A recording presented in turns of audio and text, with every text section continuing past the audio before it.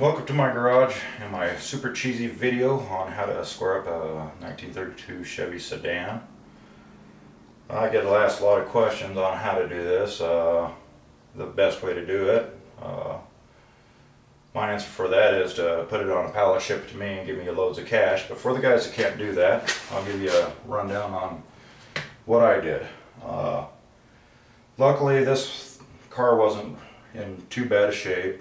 I did have the driver's side wheel well that was caved in about 3 inches that I had to do some body work on. I went through and stripped out a little bit of wood. You don't want to go through and strip it all out.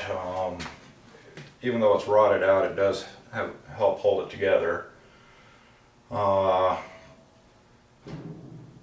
Biggest thing to remember with these cars is out of the factory they were probably never straight to start with. A couple things to always keep in mind, and this is really helpful. Body lines don't lie.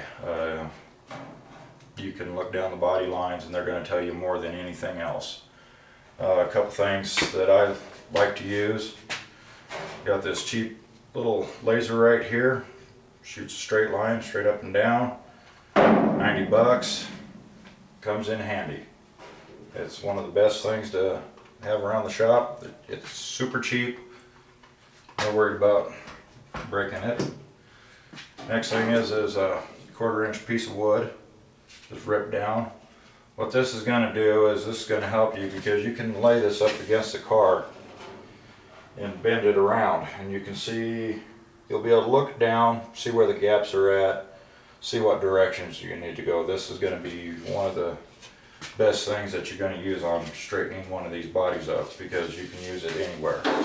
Across the top, it's going to tell you what needs to be done. You know, this body line here, like, you can run it down that, and yeah, it's fairly straight. It doesn't have to be perfect, but when you get up against these body lines, you can kind of use it to judge what your body's doing several different ways.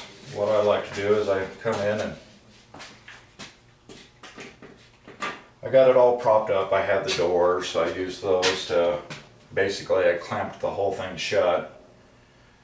The front of my cowl was actually down a 1/2 inch where it was supposed to be, and with my door up there I could see exactly what I needed to do to bring that cowl up to make a nice straight line. Also was able to eyeball down this body line here and see what was in and out. I did have a big dent here that kind of affected what this was doing, so I did have to spend a day on this doing some dent removal and getting that all out.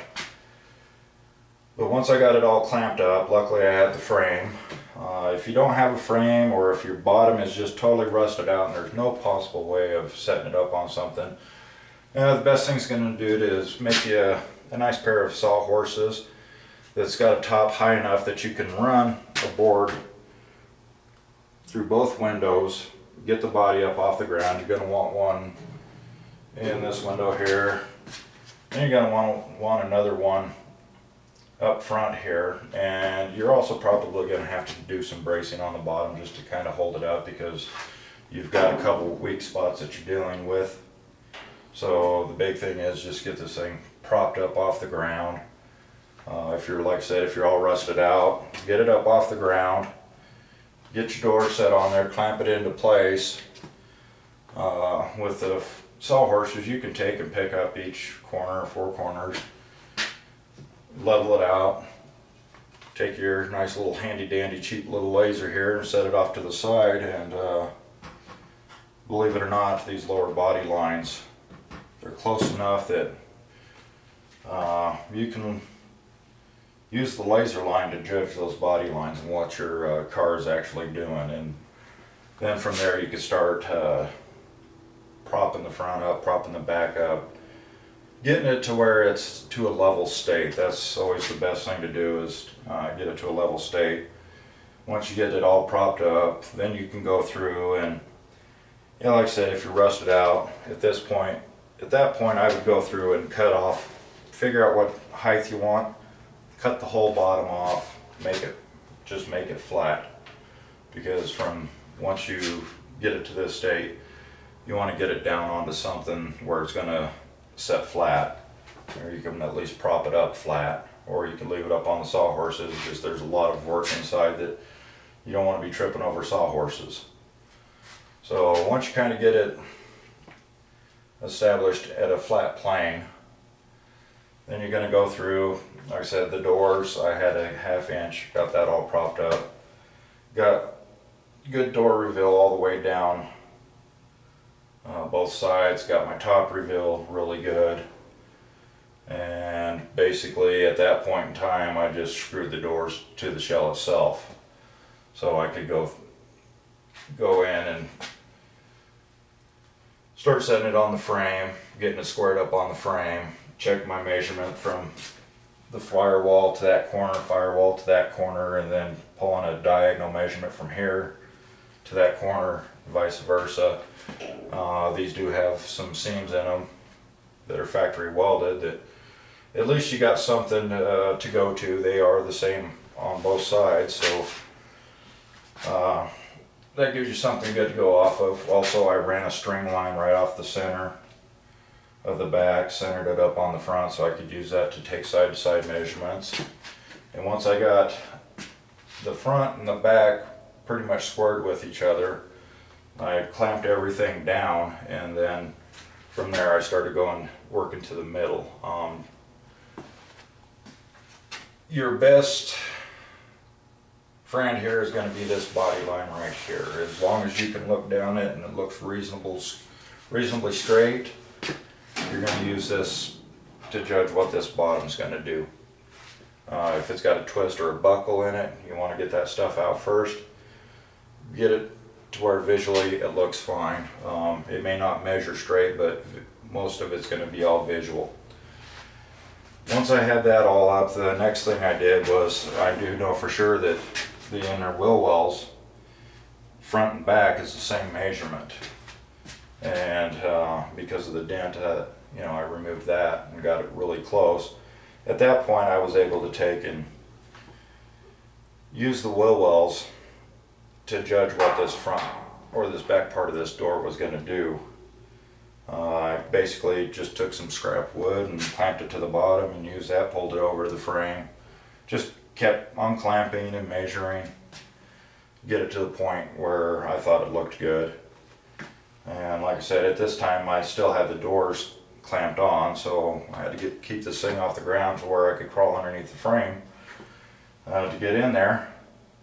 But once I got all that clamped where I thought it needed to be, I'd go grab my handy dandy little stick right here and just line it up on the bottom here, and I'd pull it around over the door. Nice thing about that is if from your door to your body transition is off a little bit, you're going to see that in your stick. You should have a nice smooth transition off that stick right under your door. And you're not going to go all the way down one end to the other. You just want to get about a foot into the body, about a foot into the door. That's going to tell you a lot. And then same thing up here. You got a real drastic turn right here, but you can just pull that around on your door and just double check, make sure you just got a real nice arch to the whole thing. So as soon as I got it to that point where I was happy with the way everything was looking, I went in and took the doors off, stripped out all the wood around the doors, got all that out. I left the wood up above. I had the wood in the top of this on both sides, but you're going to want to leave in because, like I said, this is really super weak here. Until you really get this body supported, it's just going to move all the time. So I got those all stripped out, took my inner frames and made some patterns, because I ultimately boxed into the back side of the door here.